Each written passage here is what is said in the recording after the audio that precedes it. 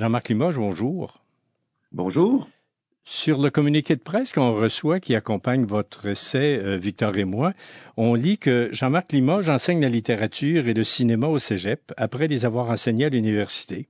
Il a écrit de courtes pièces qui ont été jouées dans divers festivals de théâtre, fait paraître des nouvelles et des poèmes dans des revues littéraires et publié plusieurs critiques dans les pages de Panorama Cinéma et de Liberté. Il signe ici son premier livre. Vous en avez mis du temps? C'est un livre sur lequel je travaille depuis la maternelle. Oui, on pourra en reparler par le contenu. Je me posais la question, est-ce que vous avez eu autant de difficultés à vous trouver un éditeur que vous en avez eu à vous trouver un poste d'enseignant? Ben, écoutez, c'est sûr que dans une vie, on nous dit plus souvent non que oui. Hein? On est bien d'accord là-dessus.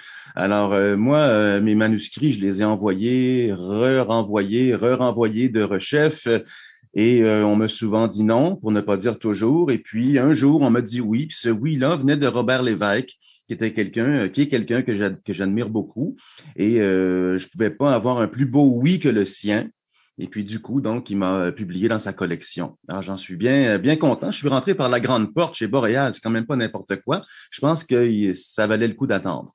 C'est dans la collection Liberté Grande, Voilà. dirigée par Robert Lévesque, effectivement, et qui permet peut-être le type de propos que vous abordez dans votre Ben essai. oui, oui, non seulement, ben en fait, la première fois que j'ai rencontré l'évêque, il m'a dit le nom de ma collection dit bien ce qu'il veut dire, hein, c'est-à-dire c'est une liberté grande, autant au niveau, si je résume, du fond que de la forme, hein, c'est-à-dire autant au niveau du contenu, du sujet abordé que de la façon d'en parler.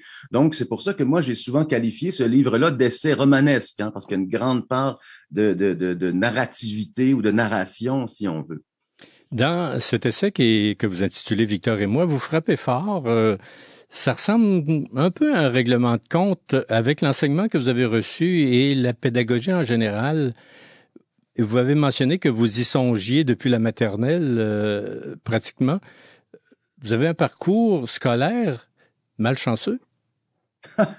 Bon, je me qualifierais pas de malchanceux ou si vous voulez, on peut remettre ça en perspective, hein. Vous savez que moi, à mes yeux, le plus grand livre jamais écrit, ce sont les essais de Montaigne. Et les essais de Montaigne, ben, il faut savoir que c'est le résultat d'un échec. Hein? Montaigne, toute sa vie, a voulu être ambassadeur pour le roi. Ça fonctionnait pas. Il serrait pas les bonnes mains. Il arrivait pas trop à gravir les échelons. Alors, il se disait, ben, en attendant, je vais écrire un petit peu. Et à force, ben voilà, ça a donné les essais, qui est pour moi le plus beau livre de tous les temps. Bon, moi, quand on nous pose la question adulte, souvent on nous demande, mais qu'est-ce que tu voulais faire quand tu étais petit? Alors on répond, je sais pas, pilote de course, acteur à Hollywood. Ben moi, tout ce que je voulais faire étant petit, c'est enseigner la littérature au cégep. Et donc, ça m'a pris énormément de temps avant d'obtenir ce que j'appellerais pas un poste, parce que je suis toujours précaire, mais je ne m'en plains pas. Pourquoi? Parce que ça m'a permis quand même de construire cette réflexion-là sur notre système pédagogique. Donc, si j'avais eu un poste très tôt, donc si j'avais réussi dans la vie, entre guillemets, ben, j'aurais pas écrit ce livre-là. Est-ce que vous arrivez à séduire vos étudiants avec les essais de Montaigne encore aujourd'hui? Ah ben oui. Alors encore une fois, là, quand on revient des vacances, hein, puis qu'on retrouve les collègues, la première question qu'on nous pose, c'est très souvent, ben, quels sont les livres que tu mets au programme? Évidemment, ça serait absurde de mettre les essais de Montaigne puisqu'on n'aurait pas assez d'une vie pour en faire le tour. Mais en tout cas, je mets beaucoup d'extraits des essais. Et à ce moment-là, on me dit, ben voyons donc, tu sais, c'est trop compliqué, tu vas les effrayer, tu vas les décourager. Eh ben non, pas du tout. Je veux dire, Montaigne, c'est quelqu'un de très accessible et qui est un des plus grands stylistes qui soit. Pour moi, c'est l'auteur idéal pour entrer dans la littérature, c'est-à-dire pour essayer de comprendre comment la forme en dit toujours plus que le fond. Et pour moi, Montaigne, c'est le plus grand auteur à cet égard. Et pourtant, on pourra en reparler plus loin dans l'entrevue, mais vous êtes tout à fait opposé à une liste de livres obligatoires. Ben, est-ce qu'on peut se mettre d'accord que livre obligatoire, mon cher monsieur, ça sonne un peu comme un drôle d'oxymore, hein? Moi, je conçois pas qu'on doive être obligé de lire un livre. Si ça nous tente pas, ça nous tente pas, hein. Je veux dire, on n'aime pas se faire obliger. Donc, il y a une façon de contourner les lectures obligatoires et qui me semble pas très compliquée, c'est de proposer un choix de lecture, tout simplement. Et d'ailleurs, hier, je tentais l'expérience, je la retente cet après-midi avec mes groupes. Moi, je leur présente, dès le début de la session, une cinquantaine d'œuvres parmi les plus grands classiques français et québécois, et je leur demande de choisir.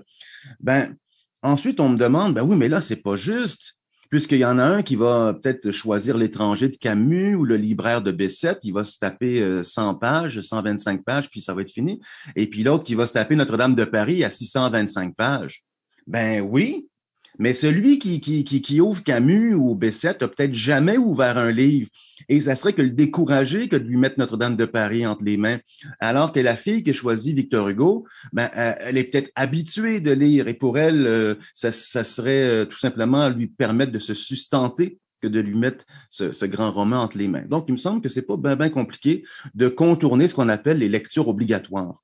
Vous êtes titulaire d'une maîtrise en littérature française de l'Université de Montréal et d'un doctorat en littérature et art de la scène à l'écran de l'Université Laval. Donc, vous êtes venu à Québec à un certain moment de votre parcours de maîtrise et de doctorat. Si on réglait d'abord, Jean-Marc Limoges, le cas de ce Victor, dans Victor et moi, c'est nul autre que Victor Hugo, avec qui vous partagez un même mépris, disons. C'est ça, ou un même traumatisme. En fait, oui, et ça, c'est pour l'anecdote, c'est tout à fait vrai. Je me suis retrouvé à lire, tiens, d'ailleurs, j'ai un étudiant qui m'a donné un exemplaire des Contemplations de Victor Hugo de la même couleur que la collection Liberté Grande. Donc, c'est très touchant et avec un petit mot. Et quand je me suis retrouvé à lire les Contemplations et que je suis tombé sur ce poème à propos d'Horace, ce poème-là a joué pour moi un peu le même rôle que la Madeleine pour Proust, c'est-à-dire que ça a réveillé comme ça un lot de souvenirs et peut-être pas les plus beaux.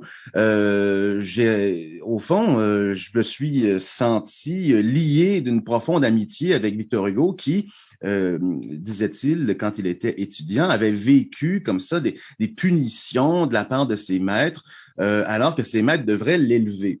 Et là, je me suis dit, tiens, je suis pas le seul à avoir vécu ça. Et donc, ça a réactivé comme ça un lot de souvenirs.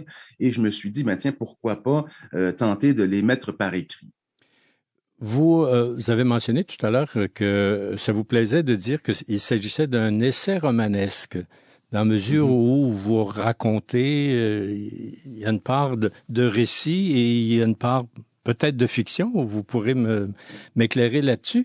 Est-ce qu'il y a quelque chose du pamphlet dans dans cet essai-là ou Ben oui, c'est sûr, c'est sûr. Tu sais, c'est un genre hybride. Il y a à la fois des récits, il y a à la fois des pièces de théâtre. Il y a des dialogues, il y a une lettre ouverte. Donc, il y a un côté très essayistique aussi, très argumentatif. Mais je pense que l'ensemble est assez pamphlétaire, en effet. Il y a une volonté de brasser la cage, comme on dit. Il y a une volonté de choquer, de provoquer, de remettre les choses en question. Alors ça, je le nie pas. Ça vous anime, ça? Ça m'anime. Oui, au fond, puis on pourrait revenir à cette question du règlement de compte que vous avez effleuré plus tôt. C'est évident que quand on reçoit des coups dans la vie, notamment quand on est petit, et ce qui est assez ironique aussi, parce qu'aujourd'hui, on sait très bien que l'intimidation à l'école, c'est un grand sujet. Et c'est assez ironique de penser que avant que ça devienne un grand sujet d'actualité, les élèves dont j'étais dans les années 70 étaient aussi victimes d'intimidation, mais pas de la part de leurs confrères ou consoeurs, mais de la part des profs. Et donc, ça, c'est quand même un drôle de retour des choses. Et c'est évident que moi, j'en ai longtemps voulu à mes profs de pas m'avoir élevé, de pas avoir assouvi ma curiosité intellectuelle, de pas m'avoir encouragé à aller plus loin. Et un jour, donc, j'ai entendu cette phrase tirée d'un film de François Truffaut, une œuvre d'art ne peut pas être un règlement de compte. Et je vous avouerai que c'est à partir de ce moment que j'ai pu commencer à penser à écrire là-dessus. Donc, au fond, même s'il y a une charge pamphlétaire, même s'il y a un peu de provocation, même si à la limite il y a un peu de violence là-dedans, moi j'en veux absolument pas ni à mes profs, ni à mes parents d'ailleurs qui ont fait ce qu'ils pouvaient à l'époque. Donc, c'est pas du tout un règlement de compte, même si ça en a l'air. Oui, mais pourtant, vous sous-titrez enseigner pour se venger, quelque chose comme ça. Je ne sais pas Oui, si j'ai tout la à fait. formule exacte. Ben, tout à fait, tout à fait. Enseigner pour se venger, c'est pas compliqué. Évidemment, c'est pas pour se venger sur la tête des étudiants. C'est pour se venger, en quelque sorte, des profs éteignoirs que j'ai eus. Et la formule, elle est pas si violente que ça. C'est sûr qu'encore une fois, c'est un coup de provocation, mais si on y pense bien comme il faut, enseigner pour se venger, ça veut dire quoi? Ça veut dire que moi, j'ai envie d'être pour mes étudiants et mes étudiantes le prof que moi, j'aurais aimé avoir à l'époque. Et ça, c'est une forme de Oui. vengeance, mais une forme de vengeance qui est constructive. Parce que moi, je m'ingénie, je m'escrime, je m'époumonne à chaque cours à les amener vers le haut. J'ai mentionné tout à l'heure, vous avez peut-être été malchanceux dans votre parcours, mais il y a une généralisation que vous faites sur l'enseignement, sur les professeurs, sur la pédagogie. Est-ce que vraiment vous pouvez l'appliquer à toute la pédagogie de votre époque et à tous les professeurs de votre époque, ou si il y a une part d'insatisfaction chez le prof de français, mais on pourrait peut-être trouver le prof de mathématiques ou le prof de physique ou le prof d'une autre matière d'histoire qui va nous stimuler? Est-ce que vous en avez Bon, rencontré d'autres que vos profs de ouais. français qui vous ont éteint un peu? Ben, écoutez, là, il y a plusieurs questions dans votre question. D'abord, il est évident que depuis la parution du bouquin, j'ai énormément de retours. Bon. Et parmi ces retours, j'ai beaucoup de gens qui m'avouent se reconnaître dans le personnage de l'étudiant que j'étais, c'est-à-dire un cancre, en fait un cancre tel qu'on l'a étiqueté à l'époque, mais au fond un autodidacte, je dirais, c'est-à-dire un jeune esprit qui trouve pas de quoi se sustenter entre les quatre murs d'une salle de classe. Et donc, qui ont été, par la force des choses, un peu tassés par les profs parce que ils arrivaient pas trop à s'épanouir dans ce système-là. Et donc, j'ai des gens qui me disent, c'est être reconnu là-dedans, dans ce personnage-là, qui était habité par une grande curiosité qui n'était pas satisfaite. Et donc, j'ai des gens qui me disent, mais toute ma vie, j'ai pensé que j'étais un cancre. Tu sais, toute ma vie, j'ai pensé que j'étais un idiot, alors que non, en lisant ton livre, je me suis aperçu que non, j'avais une autre façon d'apprendre. Donc, ça, c'est peut-être la première réponse que je donnerais à votre question. La deuxième, j'ai aussi des témoignages qui me disent, des gens qui m'avouent ne pas avoir connu du tout le même parcours, hein, c'est-à-dire qu'eux, disons, qui ont été plus chanceux, puis ils le reconnaissent d'ailleurs. Cependant, ce qui, moi, me trouble quand même un peu, c'est que beaucoup vont m'avouer eux aussi avoir rencontré un professeur dans leur parcours qui les aura allumés, voire qui les aura littéralement sauvés. Ce qui est mon cas. Je rends hommage à cette professeure d'ailleurs dans le dernier chapitre du bouquin. Mais moi, ce qui m'abasourdit un peu, c'est que dans une vie, on rencontre à peu près une centaine de profs. Et un prof qui nous marque sur 100, là, on n'est pas loin de l'échec, hein?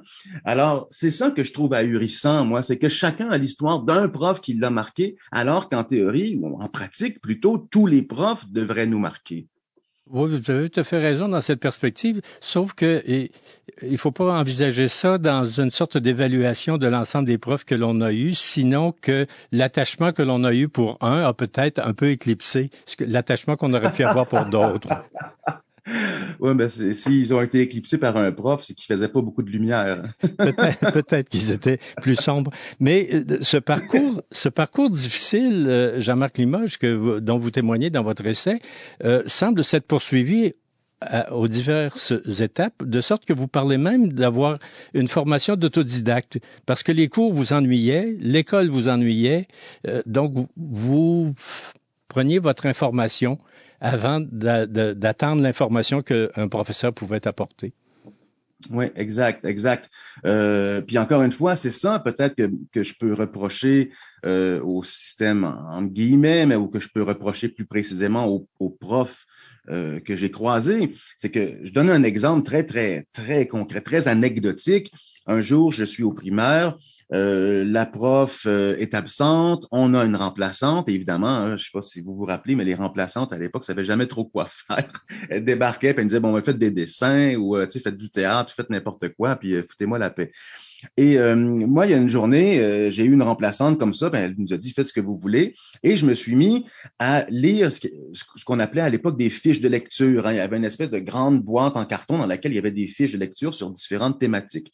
Et bien moi, pendant toute la journée, j'ai dévoré ces fiches-là. Il y avait des petits questionnaires à la fin, des choix de réponses. Ben, un prof devrait être sensible à ça. C'est-à-dire, ah ben tiens, celui-là, il apprend par lui-même. Celui-là, il apprend quand il ouvre des bouquins.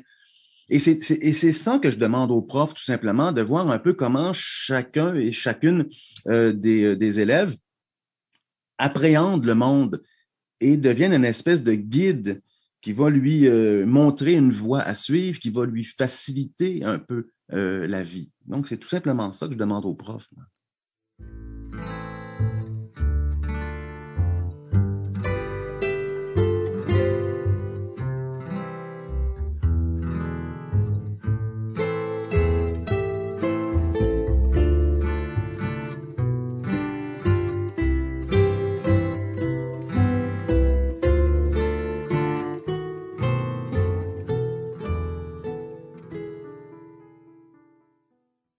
Jean-Marc Limoges, vous êtes sur la tribune, vous avez au cégep peut-être 30, 40, 45, 50 étudiants devant vous. Est-ce que cette capacité d'enflammer chacun individuellement pour ce qu'il aime, ce qu'il veut, est-ce que c'est possible dans les circonstances où s'il n'y a pas un besoin de niveler tout à coup pour essayer d'atteindre le plus grand monde possible et nécessairement il y en a qui débordent?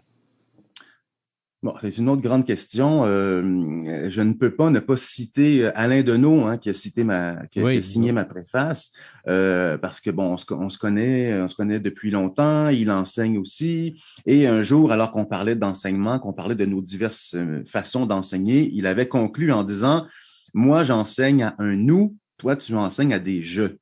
Oui. OK? Donc, lui, il est devant un groupe et qui même me suivent, alors que moi, il est très important que si j'ai 30 subjectivités, 30 individus dans la classe, ben, il m'importe que les 30 me suivent et il m'importe que les 30 allument. Et il est évident que, c'est une platitude, hein, je vais dire, mais on ne peut pas plaire à tout le monde. Mais en même temps, moi, comment je tourne ça? Je dis, ben, tu sais, l'école, c'est fait pour apprendre, puis on peut aussi apprendre que l'école, c'est pas fait pour nous. Donc, il y a manifestement dans un groupe de 30, il y en a toujours un, deux ou trois qui n'ont pas ou bien la maturité pour être là, ou bien l'intérêt pour être là. Ils peuvent faire un métier, puis c'est pas plus grave que ça, c'est pas plus catastrophique que ça. En revanche, j'en ai un, deux ou trois qui sont ce qu'on pourrait appeler des esprits supérieurs. On dit, oh, ceux-là, ils ont beaucoup lu, ils arrivent avec déjà un bagage culturel étoffé. Mais moi, je vous dirais que c'est ceux-là que je veux pas perdre. Quand on parle de nivellement par le bas, là, c'est de baisser les critères pour essayer de faire passer tout le monde. Moi, je suis totalement en désaccord avec ça. J'opte pour le nivellement par le haut. Je veux que mes deux, trois esprits supérieurs trouvent satisfaction, trouvent de quoi se nourrir dans mon cours. Et du coup, ça a cet effet que ceux qui sont un peu à la bourre, ceux qui sont un peu à la remorque, ben, gravissent les échelons avec un petit peu plus de rigueur ou de nervosité. Donc, moi, c'est ce que je constate dans mes cours. À partir du moment où on les prend pas pour des épais, à partir du moment où on leur parle non pour ce qu'ils sont, mais pour ce qu'ils peuvent être, eh ben là, on a l'impression que tout le monde s'élève. On sait, Jean-Marc Limoges, que les programmes du primaire et du secondaire qui nous viennent des sages du ministère sont très encadrés. On a même à une époque parlé d'un programme cadre, mais c'était vraiment qu'un cadre. Il n'y avait pas grand-chose à l'intérieur. C'est même avant que vous commenciez, je pense, à aller à l'école. Vous avez peut-être eu les relents de ce programme-là à une certaine époque.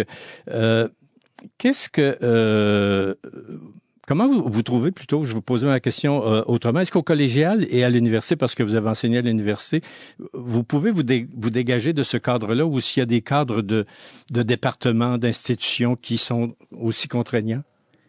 Bon, alors encore une fois, ben, c'est une très bonne question, puis je pense que c'est le temps d'en parler, notamment parce que j'imagine que beaucoup de vos auditeurs et auditrices sont pas des profs. Donc, qu'est-ce qui se passe au cégep, dans une salle de classe? Qu'est-ce qui se passe dans un département de littérature?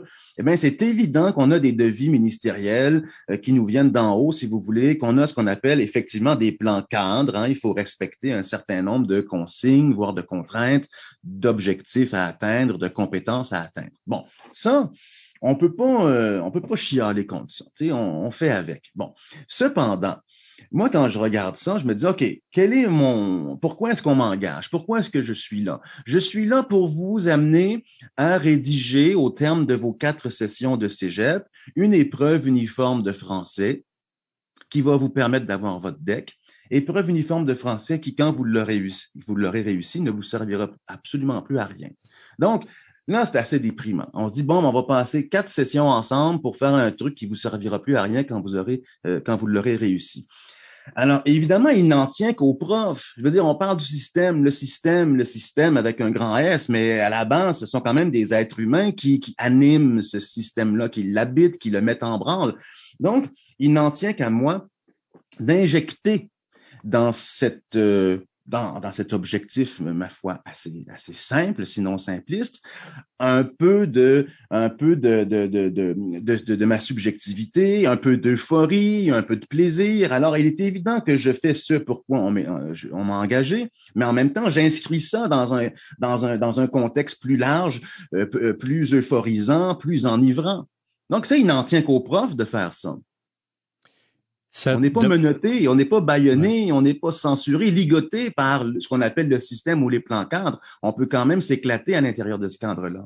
Oui, mais faut-il pas un certain talent pour y arriver? Je ne sais pas si c'est dans votre essai ou ailleurs que j'ai lu que des personnes ont été très touchées et stimulées par des professeurs qui apparemment donnaient un cours qui avait toutes les apparences d'un cours très plate. Mais parce qu'il n'était pas clownesque, si on veut, sur la tribune, ou des gens qui faisaient très sérieux, mais qui allaient chercher certains esprits. Ben oui, ben encore là, comme je le disais plus tôt, assez platement, on peut pas plaire à tout le monde. Puis ensuite, il y a des affinités qui se créent, des liens qui se tissent. Pour ma part, moi, je suis convaincu qu'il faut dramatiser l'enseignement. OK? La tribune, comme vous l'avez dit plus tôt, c'est une scène. On entre en scène. On joue un personnage quand on est prof. On habite un personnage qui nous précède, qui nous préexiste. Il y a des attentes qui sont là quand les étudiantes sont en classe. Donc, il suffit d'habiter le personnage, de lui injecter un peu de sa subjectivité. C'est pas plus compliqué que ça. Et moi, ma façon d'enseigner, ben, c'est ça. C'est en étant clownesque, comme vous l'avez dit, parce que moi, j'ai du plaisir. Moi, je vais jamais dans une salle de classe à reculons. Je ne punch jamais ma carte. J'ai toujours je suis toujours très, très excité à l'idée de les retrouver, puis de les entendre, puis de leur parler de ce que j'ai lu. Donc, pour moi, c'est une immense partie de plaisir. Et là, je ne peux pas ne pas citer Confucius, hein, que je cite dans le bouquin. Hein, la journée où tu auras trouvé un travail que tu aimes, tu ne travailleras plus jamais. Donc, moi, j'ai pas l'impression de travailler. Je ne dis jamais je vais travailler, je dis je vais enseigner. Oui. Cet enthousiasme dont vous parlez et que vous témoignez sur la tribune, vos élèves la reçoivent en spectateur comme quand on va au théâtre ou si vous provoquez l'échange?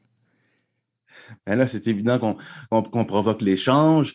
Et comme au théâtre, souvent les acteurs vont dire, bon, ben, il y avait un mauvais public ce soir. Hein? Qu'est-ce que ça veut dire un mauvais public? Un public qui réagissait pas. Oui. Alors que le lendemain, ben là, tout d'un coup, les gens vont se mettre à rire, applaudir, pleurer. Et puis là, les acteurs disent, ben là, ça se faisait tout seul. Hein? On surfe sur l'énergie qui nous est renvoyée. Ben moi, c'est pareil. Hein? À partir du moment où j'ai pas de répondance, ce qui est assez rare, ben là, je suis un peu comme Daniel Pénac qui, dans son chagrin d'école, dit, j'en suis réduit à donner un cours magistral. C'est comme si c'était un échec. Alors que on aime l'interaction quand on est prof. Moi, je ne cesse de répéter. Puis encore là, c'est une attitude qui, je pense, est assez gagnante, si vous voulez, c'est que moi, quand j'entre dans une salle de classe, je me dis que je n'ai rien à leur apprendre, mais que eux ont tout à m'apprendre. Et là, on pense que c'est une boutade. Oui, mais là, t'es bardé de diplômes, t'as lu énormément, c'est quand même pas vrai que tu n'as rien à leur apprendre. Bon, j'ai pas grand-chose à leur apprendre. Et quand on ouvre un texte ensemble, en fait, d'ailleurs, j'ouvre jamais le même texte parce que sinon, une fois que j'en ai fait le tour, ça m'intéresse plus. Mais donc, j'ouvre un nouveau texte avec eux et ce sont eux qui m'en apprennent sur le texte. Moi, je suis là simplement pour endiguer les commentaires. Je suis là pour leur permettre d'aller un peu plus loin en leur offrant les outils conceptuels qui vont leur permettre de rationaliser leurs impressions. Je suis là pour leur enrichir le lexique, tout simplement. Donc, moi, j'ai tout à apprendre d'eux. Oui. Pourtant, quand vous parlez du poème de Baudelaire Oui. que vous leur présentez, et vous dites que vous l'avez lu au moins 100 fois. Donc, avant d'arriver sur la tribune, vous avez comme 100 pas d'avance à peu près là, sur vos Ouais. lecteurs. Il y a quand même Oui, quelque mais en même chose. oui, je suis d'accord, mais quand je débarque dans la classe avec un poème que j'ai lu 100 fois, c'est pas moi qui m'ouvre la trappe. C'est pas moi qui leur dis, voici ce que Baudelaire a voulu dire. Ah, Non. ça m'intéresse pas du tout. C'est pas intéressant et j'en suis réduit à donner un cours magistral. Ce qui m'intéresse, c'est de leur dire, mais voilà, j'ai lu ce texte-là 100 fois. Qu'est-ce que vous allez m'apprendre de plus sur ce texte? Et ils m'en apprennent quand même encore. Et je le dis, je l'ai dit, je l'ai répété, la journée où ils ne m'apprendront plus rien sur un texte, moi, je change pas de profession, je change de texte. C'est Oui. pas plus compliqué Ouais, que ouais, ouais, ça. c'est plus simple de toute façon. C'est beaucoup plus Et comme simple. vous avez eu souvent de la difficulté à vous trouver des postes d'enseignants devant les Ouais, comités de sélection, ben, ouais, vous ouais. êtes mieux de changer de texte, ça va être moins compliqué. Mais Jean-Marc Limoges, euh, tout au long de la lecture que j'ai faite de votre essai, je me suis demandé quelle est la part de dérision qu'il y met par rapport aux convictions qu'il défend. Dérision versus conviction, c'est une question à laquelle j'aurais du mal à répondre. Vous avez vu de la dérision dans mon texte? Oui, oui. Ben c'est là où je suis toujours sur la ligne. Et bon, vous me parliez de Montaigne au début. Je vais faire un crochet là-dessus. Allez-y. Vous utilisez une langue qui va être plus proche de celle de Montaigne que de celle de Michel Tremblay, disons, pour Ouais, faire pour rapprocher les deux Michel. Ouais. rapprocher les deux Michel. Et par exemple, vous utilisez abondamment le passé simple et l'imparfait, le subjonctif et le subjonctif imparfait dans des Ouais. formes qui sont à peu près plus utilisées, qui sont un peu rébarbatives, mais qu'on retrouve chez les classiques. Et là, Ouais. est-ce que, la question que je me posais, est-ce qu'il veut nous montrer que ces formes-là devraient encore être acceptables, ou s'il veut nous montrer qu'effectivement, elles sont un petit peu lourdes dans notre habitude de lecture? Ben, non seulement elles sont acceptables, mon cher monsieur, mais elles sont nécessaires. Hein? C'est-à-dire qu'il est faux de penser que le subjonctif imparfait, c'était bon à l'époque de Molière. Je veux dire, le subjonctif imparfait, on devrait encore l'utiliser aujourd'hui. On est tout simplement paresseux. Quand la phrase principale est au passé, ben, il devrait y avoir un subjonctif imparfait par la suite. Donc, ce désir, hein, en quelque sorte, d'utiliser une langue un peu précieuse par moment, parce que pas toujours. Hein. Oui. Moi, vous avez parlé de Montaigne, je parlerais plutôt de Rabelais, je resterais dans le même siècle et je parlerais de Rabelais, parce que pour moi, Rabelais, c'est aussi un grand modèle, un grand maître à penser. Pour moi, Rabelais, c'est quelqu'un qui habite sa langue. OK? Rabelais, c'est quelqu'un qui, vous connaissez l'épisode un peu scabreux du torche-cul. Eh bien, à un moment donné, Grand Gousier, le père de Gargantua, lui dit « Merci, mon fils, de m'avoir tenu ce propos torche-culatif. » Pour moi, tout Rabelais est là-dedans. C'est-à-dire d'abord, il crée un mot, hein, un néologisme, et il joue sur les deux niveaux de langue, c'est-à-dire le niveau très scatologique, très vulgaire, très familier, torcher le cul, et il ajoute un suffixe hâtif qui en fait un adjectif. Bon, si moi, par exemple, je vous dis, ah, j'ai eu un accident de voiture, je suis passé sur le feu rouge, je suis passé au feu rouge et la police m'a arrêté et j'ai dit, excusez, monsieur l'agent, il aurait fallu que je breakasse. Bon, Ben pour moi, c'est rabelaisien, ça. J'habite ma langue, c'est-à-dire que j'utilise à la fois un anglicisme qui est condamnable, si on veut, et un subjonctif imparfait, qui est le mode correct dans une telle construction syntaxique. Donc, tout mon livre, au fond, cherche à montrer qu'on peut habiter sa langue, hein, qu'on peut y aller avec un registre vulgaire, tantôt soutenu, qu'on peut utiliser des anglicismes comme des mots scientifiques et précis. Et c'est surtout aussi pour montrer dans la performance même de l'écriture et non pas dans le commentaire que pour un élève qui a grandi dans un milieu intellectuellement défavorisé, qui est le quartier Villeray dans les années 70, ben, il est quand même possible de s'en sortir. C'est tout simplement ça. Oui, ben, dans ce sens-là, ça s'interprète bien, mais à partir de l'exemple de votre rencontre avec le policier après le feu rouge, je suis pas sûr s'il va pas penser que vous vous moquez de lui. Ben ça le regarde.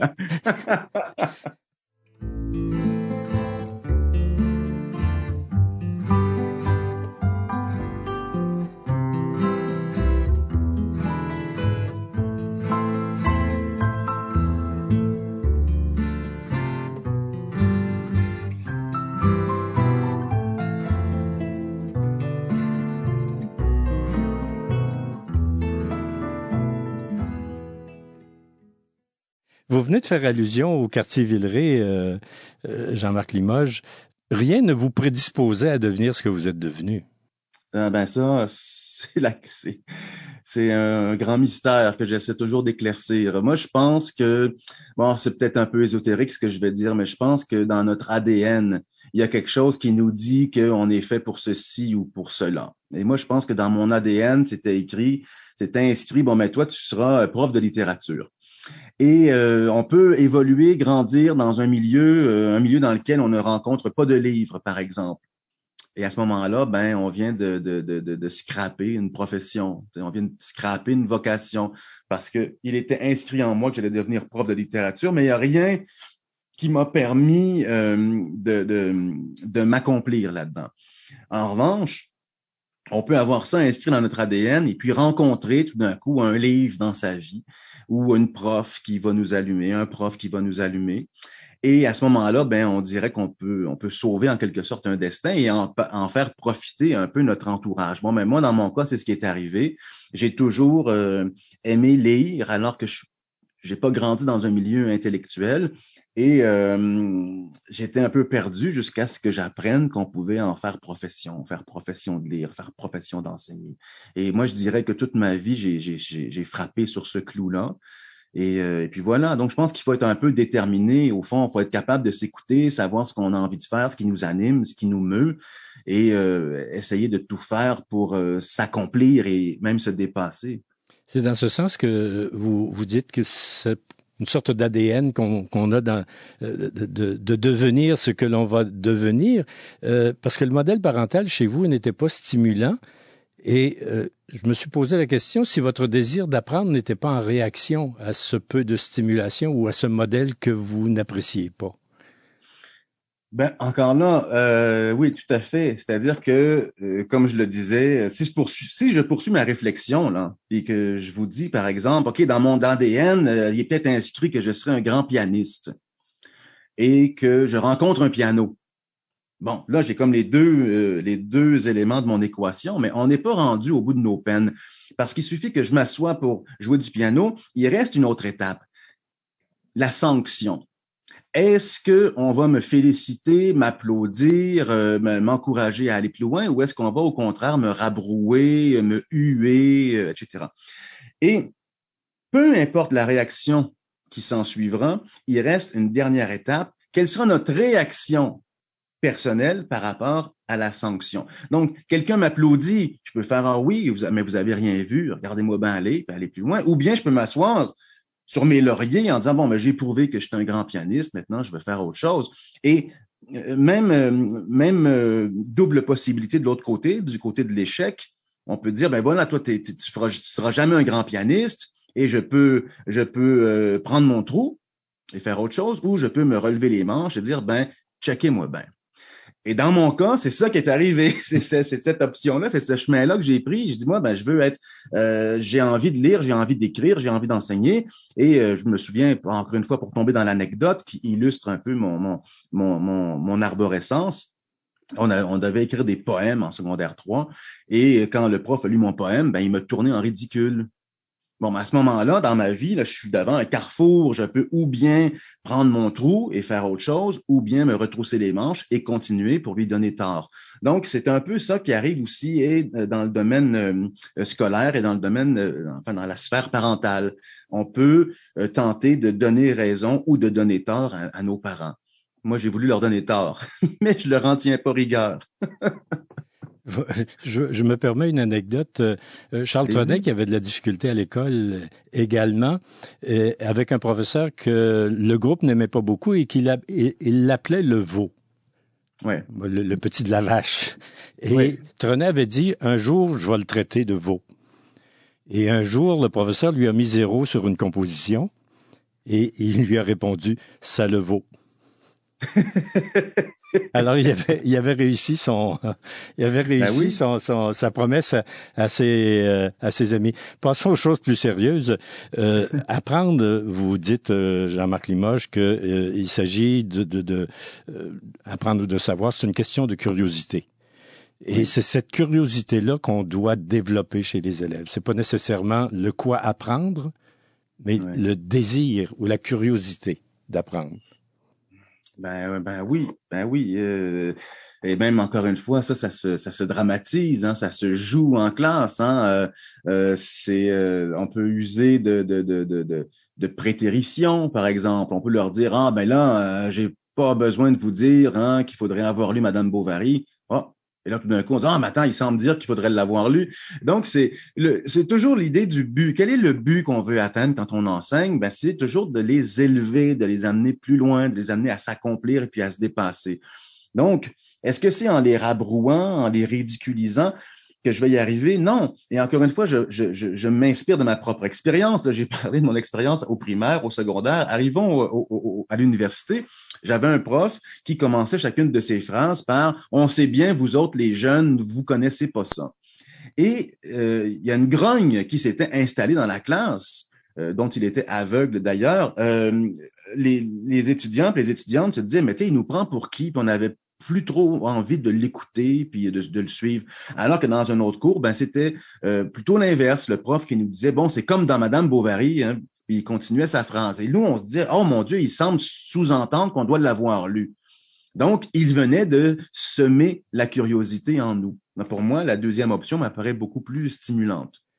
Vous possédez, et on s'en rend compte à vous entendre et à vous écouter, une grande maîtrise de la langue. Dans votre essai, vous aimez beaucoup jouer sur une certaine polysémie des mots, qui fait à la fois sourire, mais qui en même temps campe bien le propos, le sujet, ou qui évite en tout cas de le décrire. Ça nous dit en peu de mots ce qu'il en est. Et j'en tiens pour exemple, en parlant de votre père, vous dites qu'il était manuel sans jamais en avoir ouvert un. Ça campe assez bien le personnage, en plus, il travaillait dans une imprimerie sur papier Bible. Et je paraphrase aussi à propos de votre père, quand vous dites qu'il mettait du cœur à l'ouvrage, mais il le laissait toujours là avant de rentrer à la maison. C'est aussi un bon signe. Vous êtes pas vous êtes pas en douceur avec ce père. Il y a là une ironie. Et j'en ajoute une autre qui m'a fait sourire, et en plus en pensant au type de station de radio qui est Radio Galilée. Vous avez parlé de Jésus un jour dans votre texte en disant que Jésus a fait une croix sur une carrière de charpentier. Et je la trouve absolument suave, celle-là, parce que elle est polysémique à plusieurs niveaux. Ben voilà. Ben la polysémie, c'est ça. On me posait la question plutôt aujourd'hui. Vous aimez la langue, vous aimez la littérature. Qu'est-ce que vous préférez entre les deux? C'est une question un peu piégée parce que au fond, la littérature, c'est une utilisation particulière de la langue. La langue, elle peut servir à communiquer. C'est ce qu'on fait là depuis 30 minutes. On communique, on échange, on s'explique. La langue, ça peut aussi servir à mentir. Ça peut aussi servir à raconter des histoires drôles. Ça peut servir à donner des ordres pour aller tuer l'ennemi. La langue, ça peut servir à un paquet d'affaires. Mais la langue, faut pas oublier aussi qu'elle recèle de potentialités polysémiques. Hein, on peut la prendre à rebrousse-poil, on peut s'en servir comme des enfants se servent d'une pelle et d'un seau dans un carré de sable. Bon, il y en a qui font du tricot pour se détendre. Moi, j'écris pour me détendre. Alors, moi, ça me fait du bien écrire. Hein. Je tisse, je tricote des phrases. Bon, et à chaque fois, c'est d'aller trouver les mots justement qui recèle un potentiel polysémique, ou à tout le moins des doubles sens ou des ambiguïtés. Alors, c'est évident que dire que mon père était un manuel et qu'il n'en avait jamais ouvert un, bon, il y a une forme d'économie de moyens. Donc, on prend le même mot dans deux sens différents. Bon, alors, à ce moment-là, on est en train de faire des antanaclases ou des diaphores ou des sileps. Enfin, ce sont toutes sortes de figures de style qui nous permettent d'utiliser les mots dans ce qu'ils ont de plus polysémique. Mais en même temps, il faut comprendre aussi que ce que je dis sur mes parents est assez joyeusement dramatisé. Hein? C'est-à-dire que le portrait était pas aussi sombre que je le peins dans le bouquin. Hein? Bon. Mais en même temps, mon père, donc, c'est quelqu'un qui est né dans les années fin 40, qui s'est trouvé une job, qui a fondé une famille parce que c'était ça le modèle à l'époque. Mais en même temps, ce que je trouve absolument fascinant dans ces aveux là que j'écris dans ce bouquin, c'est que moi j'ai l'impression que si mon père a à se reconnaître dans un personnage, c'est pas tellement dans celui du père, mais dans celui de l'étudiant qu'il a été et qu'on a aussi rabroué et qu'on n'a pas encouragé à poursuivre ses études et qu'on a envoyé sur un chantier de construction à 14 ans. Donc, c'est quand même un drôle de retour des choses de dire que mon père va se reconnaître non pas dans le personnage du père, mais dans le personnage du fils. Il y a une partie de votre essai qui, pour moi, c'est une pièce d'anthologie. C'est quand vous énumérez les nombreux emplois que vous avez occupés. Et là, vraiment, il y a un travail d'écriture parce que vous associez toujours des éléments qui vont se rapprocher, se ressembler. Vous dites avoir vendu des beignes et graissé des essieux.